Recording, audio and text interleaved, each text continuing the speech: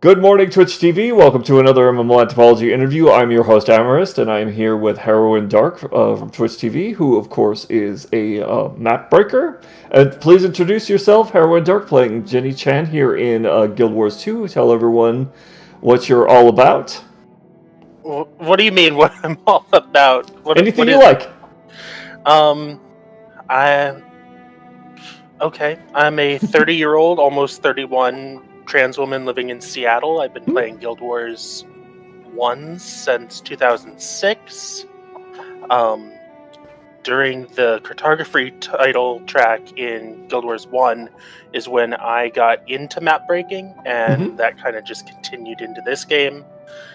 And I don't know, I play a lot of video games. I stream. I'm a nerd.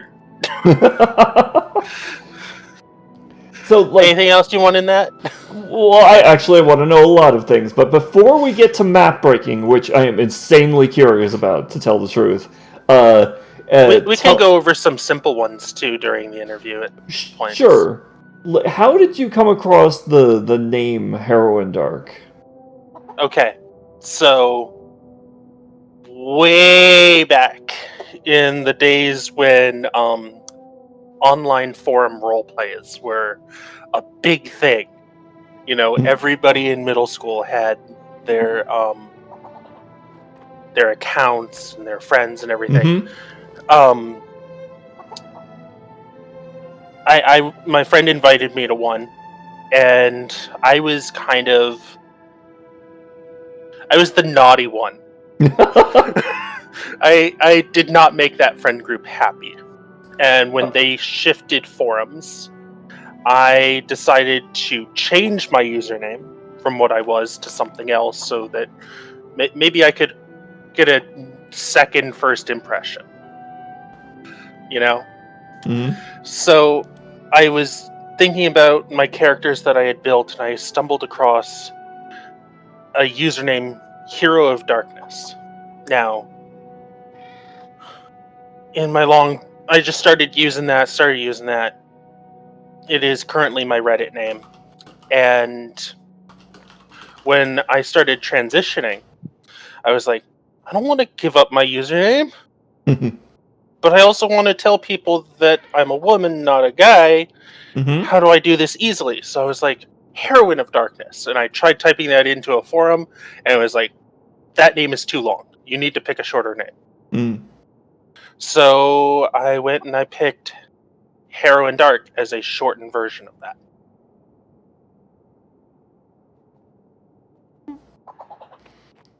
That's my username.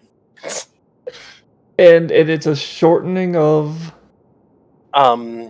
Heroine of Darkness. Of Darkness. And where did Heroine of Darkness come from?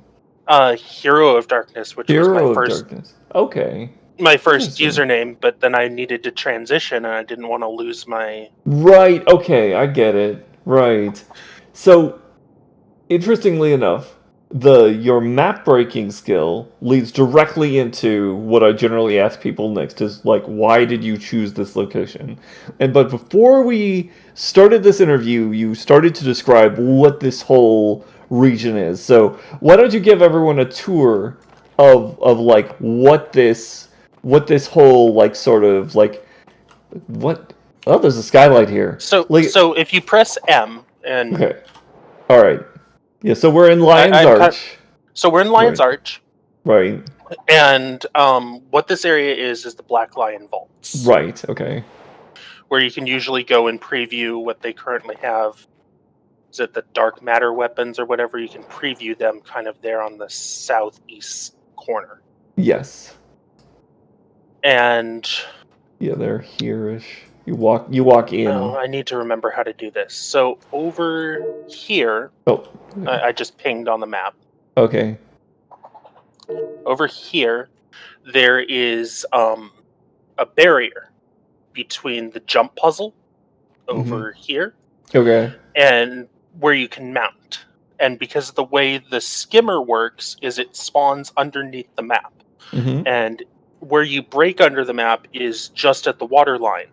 So you're mounting the skimmer, it is hitting the water, It is trying to mount you above water, underwater. You break off of the skimmer and you're placed underneath the map. Okay. You then ride your skimmer. Oh, that's the wrong button. Over to here, abouts. At which point there's a way to, if you're on a skimmer, you can be on the skimmer and mount your sky scale while still falling. If you want to cut back to me really quickly. Okay. I can show you this little trick. You're on a skimmer, and you can mount your sky scale so that you're then flying above the water. Okay. And then you fly up. You use Bond of Faith to clip back through the floor, so you're above the wall. You're above the floor line again. Mm-hmm. And then you use an experimental teleportation gun combined with a skill that gives you super speed. You are perpendicular to a wall at a set distance back, and it'll punch you straight through it.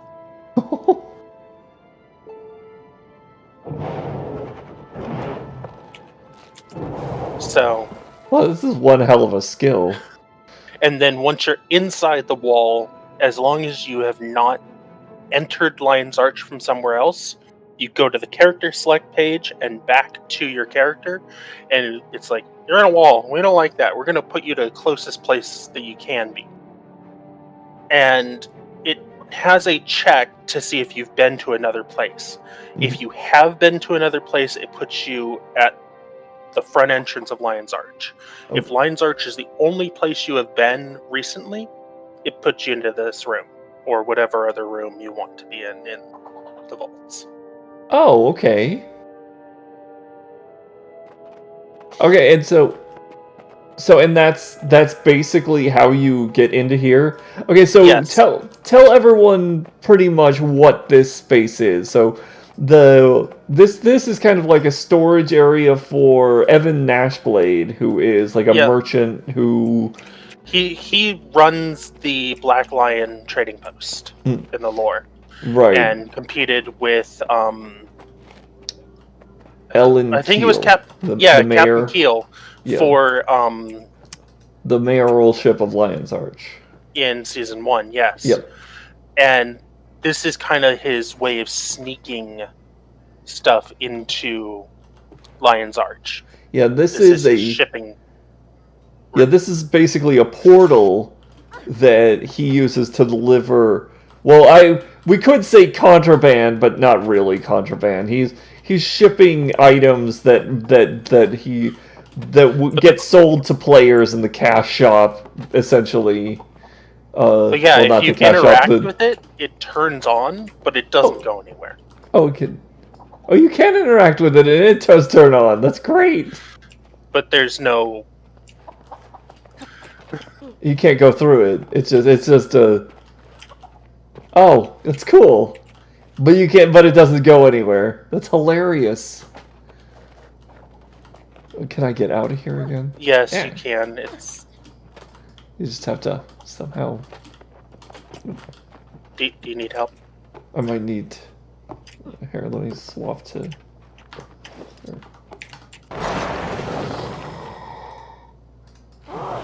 I think you might have the ability to mount. Right. Let's see if I can get far enough back to use my. Or maybe my bunny? Maybe. I might have got myself a little bit stuck. Oops. Yeah. I've done a little bit in here. I'm not as good. Here, I'll just. Oh, I got out. Oh, there we go. Okay. Woof. All right, this is cool. So aside from Guild Wars 2, what is your video game experience? Especially, let's start with MMOs. Where are you from, so to speak? I am from Guild Wars 1, circa 2006. Oh, wow. I had just upgraded my first PC. Hmm. I was browsing the store shelves in Target, and I saw this game, Guild Wars Game of the Year Edition. You get a summon stone with up to level 20. I was like, this sounds cool.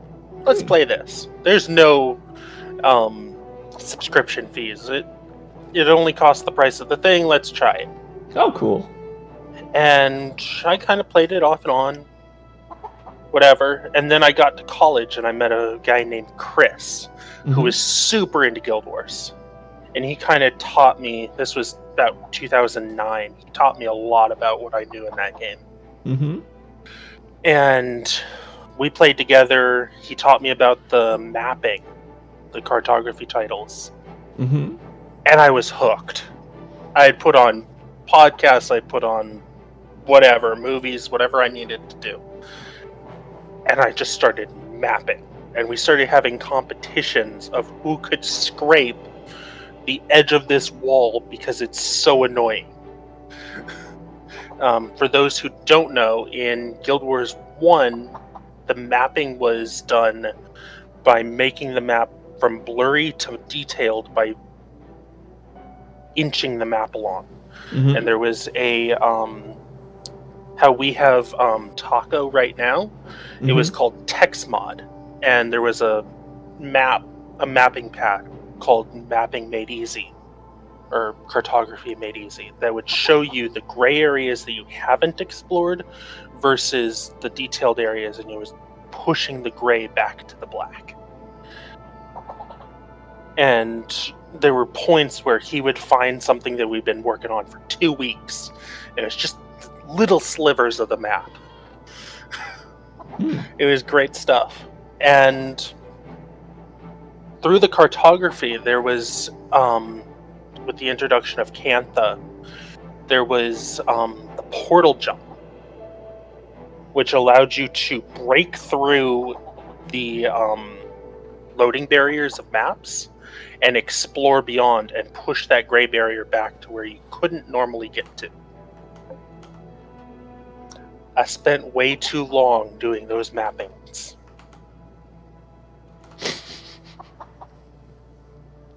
That sounds actually pretty cool. Was this your first like multiplayer gaming experience? Like First one. Okay, because I mean, like, I it wasn't. think I tried.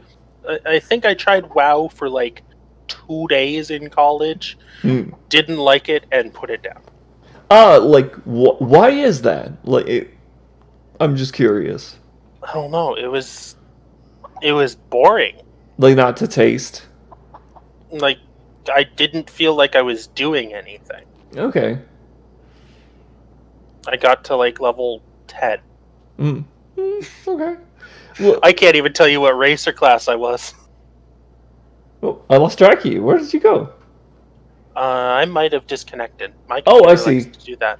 Yeah, your character. I mean, your portrait went dark. Okay. So how long have you been playing Guild Wars 2 then? After you switched out of Guild Wars 1? I've been here since beta. Oh, awesome. How often do you play Guild Wars 2 then? Is it continuous or have you taken breaks? I've taken some breaks, not really by choice. I've had a lot of technical difficulties through my time with Guild Wars 2.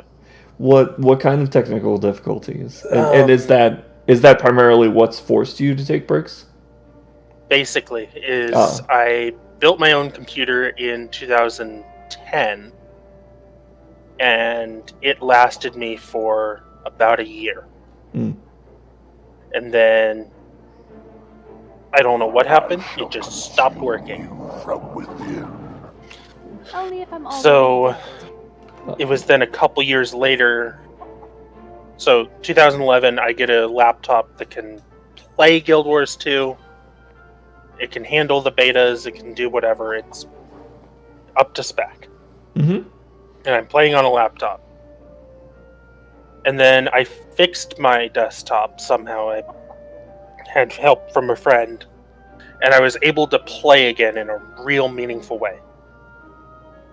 Good. And then in 2014,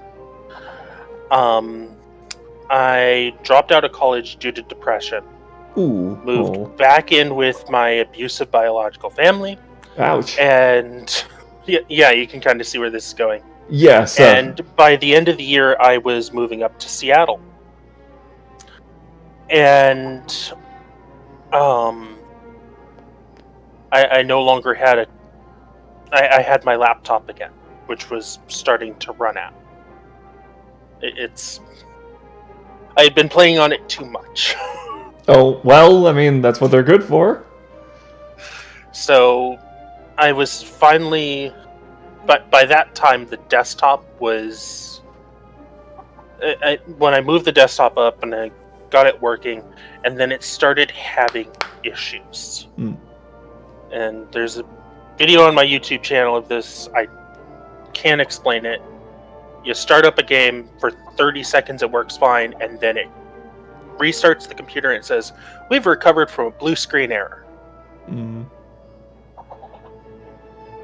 And I could no longer game on that PC. Mm. And I was given a PC that had like 32 megs of shared graphics memory. It was bad, and I was able to play most of Heart of Thorns and the beginning of Path of Fire at like 12 frames a second. Oh yeah, it's lovely. And then when was that? 2018 or 2019 had a shitty roommate who actually, I don't want to go into that story. Oh, That's a it's bad okay. story. It's okay. Basically, I was homeless for a couple months. I was away from this computer that I have now, and I had just gotten this computer. It was going to be my way into being able to play and stream and everything. Mm. And I was forced into homelessness. Mm. And that then continued until about June of 2019. Mm-hmm. And since June of 2019, I've actually been able to play consistently. Okay. So now that you're playing more consistently, what do you do on a normal day in the game? When I'm actually working, that's a whole nother story. If I have when I'm working my regular job, I like to do my dailies. I like to kind of goof around with the living world, do a farm or two. And at that point, I wasn't raiding. I've only been able to get into raids recently. That will be added when I go back to work. Mm-hmm. I really like the raids. Mm-hmm. Otherwise, it's getting some daily things, doing a few trades, hanging out. I do like to exploit maps and try and find new things. Mm-hmm.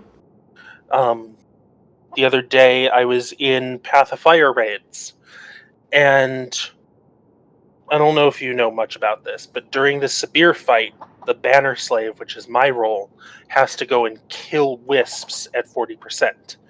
I was leaving the platform in a glide as a wall attack was coming towards me.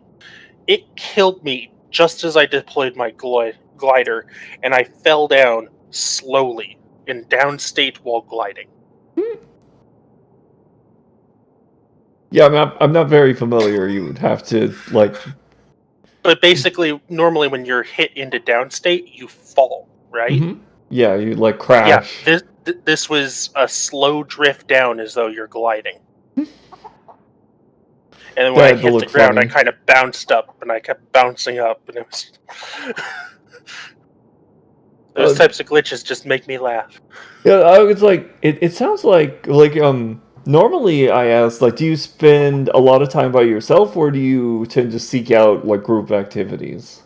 So for the majority of my time, I've been a solo player because I've just never had the stable connection to join a community. Right. And in May, I tried joining a community. Mm-hmm. And then there was drama, and I left Mm. that community. And I joined another community, and that was bad. So I left that one for another community. And only a few weeks ago did that turn into more drama. So I've just gone back to being. I have my wall breaking guild, and I have a few others that I use for resources on trading and other Oh, stuff. But oh, so there's actually guilds that are like around like the idea of map breaking and wall breaking. well, it's my guild. It's called Oh, it's Walls of yours. Suggestions. Oh, okay. Oh, that's awesome. And that's why my tag right there is BRK for break. Oh, all right. That's brilliant. I just wanted like to say. So, do you think that Guild Wars 2 encourages either type of play or both? You mean map breaking? No, I meant like solo and group. They like to focus.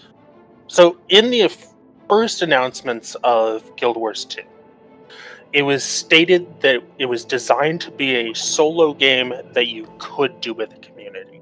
That's why everybody has that sixth skill of healing. Mm-hmm. That was really designed to be you can go out and be a solo person in this game. Mm-hmm. As the game has evolved over the past 8 years, they have incorporated it, but they've really pushed the community aspect. Hmm. I don't know. I think they prefer people to do things in groups, but there are always the solos. So, especially curious to your like. I mean, especially curious to when you described your interest in cartography and map breaking and etc. etc. How would you say though that you learned to play the way that you currently play Guild Wars 2, like with other people or even by yourself? I'm not sure I understand. How did I Oh, learn to play? yeah, like when you first joined and you started playing the game, like what sort of resources did you consult, or like like what parts of the game did you like use, like the UI, or like did you ask other people how to play it, or did you just dive straight in? So here we go back to Chris in Sure. college. He taught me in Guild Wars 1, if you type /wiki space the thing, Mm-hmm. it pulls up the wiki. And Mm-hmm. the wiki is your guide. And we were still friends when Guild Wars 2 beta came out and when it launched. And he kind of helped me get my footing with. He actually was the one who suggested I use Greatsword Rifle in open world, and he gave me a 5 signet build. And that remained unchanged until I started raiding. Does that including like Guild Wars 2? Or is that Guild Wars 2? Just in Guild Wars 2, he taught me Greatsword Rifle Warrior 5 signets, and that was my solo build until I started raiding back in June. Amazing. Okay. So I put like 1,500 to 2,000 hours on Greatsword Rifle Warrior alone. Wow. Ah. So, how much of the game do you feel like you've experienced to date?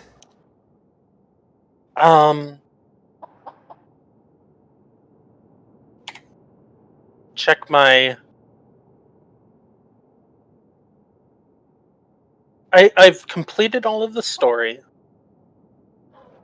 I have completed the raids, or at least there's a couple bosses I haven't killed. So I feel like there's still stuff to explore, so maybe 85-90%. Oh. Well, with that much of the game behind under your belt, do you have like a favorite part of the story or like PvE content that you happen to like? I really love Dragonfall. It is such a nostalgia trip with. Well, hold on. How much spoilers can I give here? Oh, Dragonfall's been out for so long. Yeah, I mean, go ahead and spoil it. So two of the worlds, the I command them, so I know them as top and mid. But the Fire Forest and the Underworld are straight out of Guild Wars 1. Mhm. And we never got to visit Melandru's Lost Domain in Guild Wars 1, but that was also supposed to be part of the Temple of Ages. So it's a direct link back to Guild Wars 1 and Fissure of Woe, Underworld, and Melandru's. Along with the dragon that you could visit up in the Flame or Blood Legion homelands. You could actually see Kralkatorrik in Guild Wars 1. Oh. That is awesome. So I've got a question that's going to seem like a little bit of an oddity, and that is, how would you say that you use your time playing MMOs differently than you do watching TV, movies, or reading? So I do something extremely different. I play my game completely on mute. Okay. There's only like one raid boss that I use the sound for. Uh-huh. And that's Adina, because she has like a temple bell that signals you to hide behind a pillar. Okay, so But an audio cue. Otherwise, I play completely on mute, and even on my stream that I'm streaming right now, I have music going. I like to put on an audiobook when I'm streaming. I like to, when I'm not streaming, I will watch Netflix, I'll watch YouTube, I'll watch whatever. I need to multitask in order to stay focused on the game. Okay. So I keep caught up. I've currently been reading the Wheel of Time series. Ah. Have you ever read that? Yes, I have. I'm very familiar with the Wheel of Time. So I'm pop up my Audible. think I'm in Fires of Heaven right now. Awesome. Well, I know that you... Go ahead. I was going to say, whatever the 5th book is. Oh, I don't remember their numbers. It is quite an extensive series. I know that you mentioned this one already, but I think we can probably go into it a little bit more deeply, and that is, do you have a guild in Guild Wars 2? I do. Yeah, the Wall Breakers. How big is it? I mean, like, how many people are in it, and like what do you do with them? So, this is going to be the saddest excuse for a guild you've ever heard of. Well, it's fine. So originally, this guild was created during a 3-day head start. It cost us, I think, 10 silver to get the guild license, and it was originally for the trans gamers subreddit. Oh. And it was called the Crystal Helms, for Monica Helms, who created the trans flag. Oh. And Crystal Desert, which is the server we chose to put it on. Back when guilds and people you could play with were server locked. Before the mega servers. So only recently did I really get back into it and look over the guild and go, I want to really make a guild, and the trans support guild, I already have a trans support Discord that I run. Great resource if you have a trans person in your life, you are trans, you're questioning, you're whatever.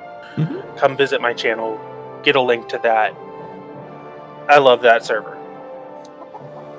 But then I looked at it and went, I don't need another one. So I reformed the guild into Walls Are Suggestions with my friend in Seattle. His name is Dorian, and we kind of just go back and forth. Everyone else in the guild is just kind of remnants from when it was the Transport Guild.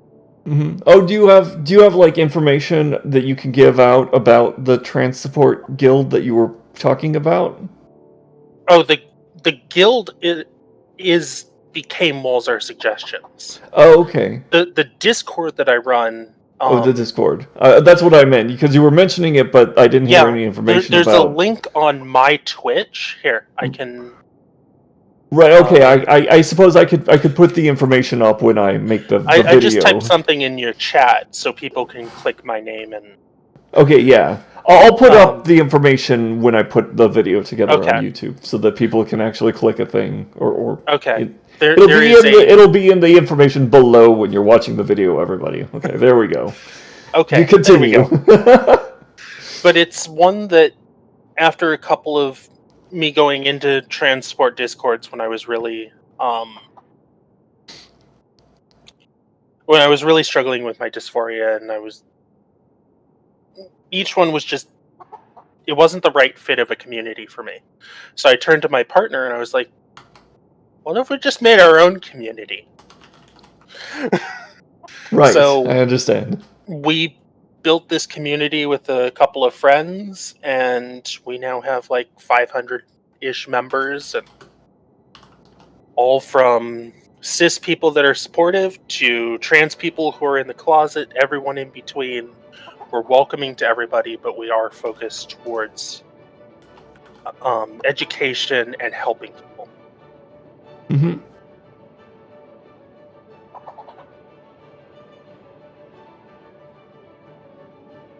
Does that answer your question? Yes, it does.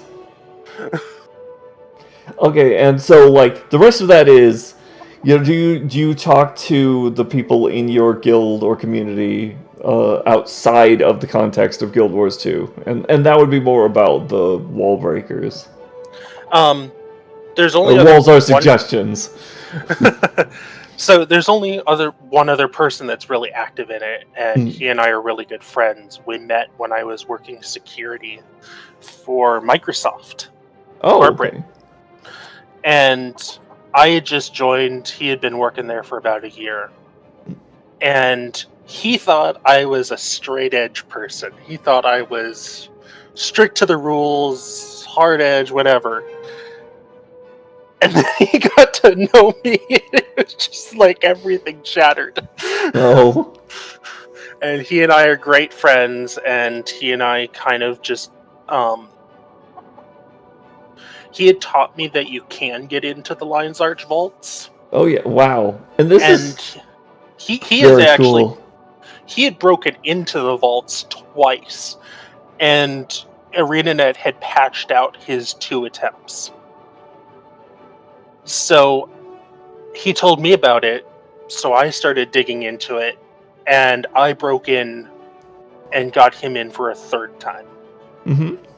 And then I learned of another way, which was punching straight through walls, and now I can enter the Lion's Arch vaults 3 different places. Okay, awesome.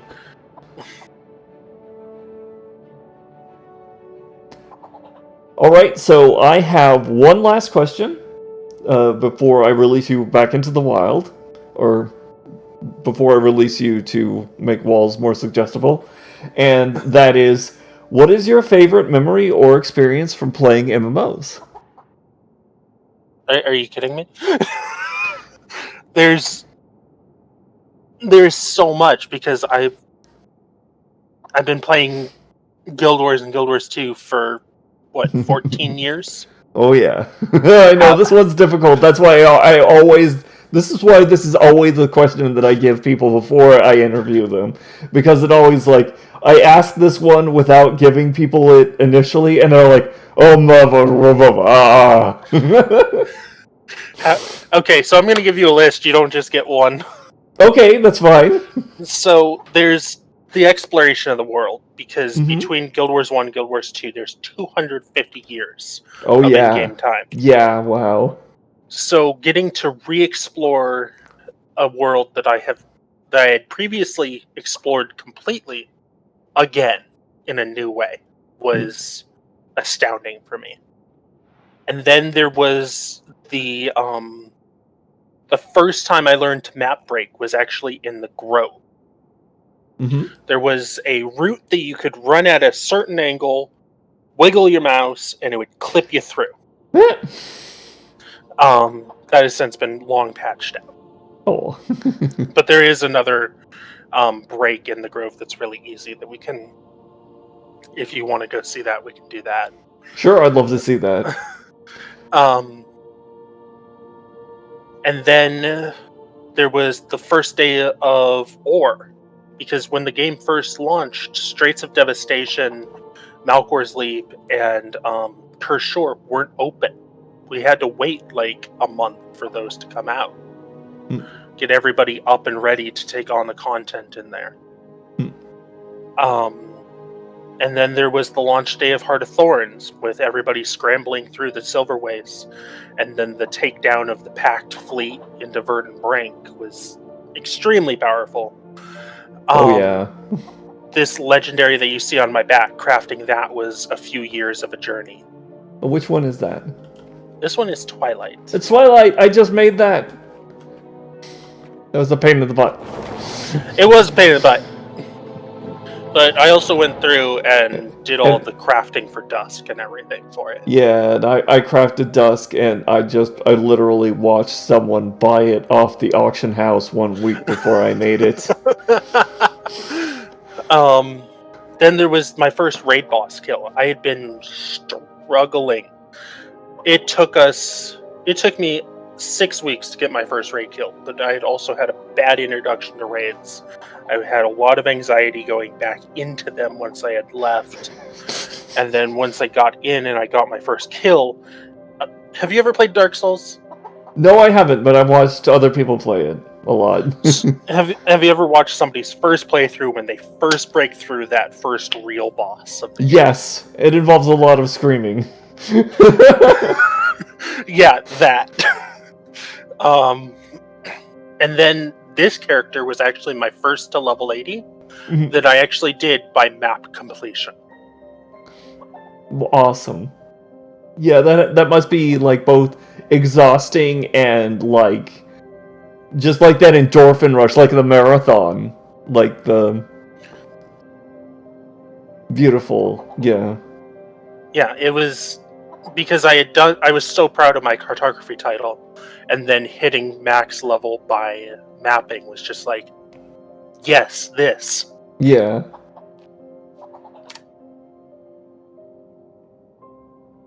The music in here is just beautiful. Okay. So, if you're done and would Yes. like to learn a quick map break. Sure, actually, so I should do the end of the interview. I want to thank you so much for your time. It was wonderful. And so, everybody, this has been Heroine Dark. And this has been another MMO Anthropology interview. Thank you so much for coming along. To everybody out there, good night and good dreams. We're going to be running off and looking at some more map breaking for everyone to come along. I'm going to be switching over to... And that's it, everybody. I'm going to get some screenshots of Heroine Dark here for the YouTube video. And see everybody later. Good night and good dreams. Do you play online games? Do you have Skype? Then we'd love to interview you on Massive Online Anthropology. Join the fascinating thousands who've spoken about their online gaming experience and be the envy of all your friends. Or at least get the MMO Anthropology Geek Merit Badge. Sorry, no t-shirt. See you then!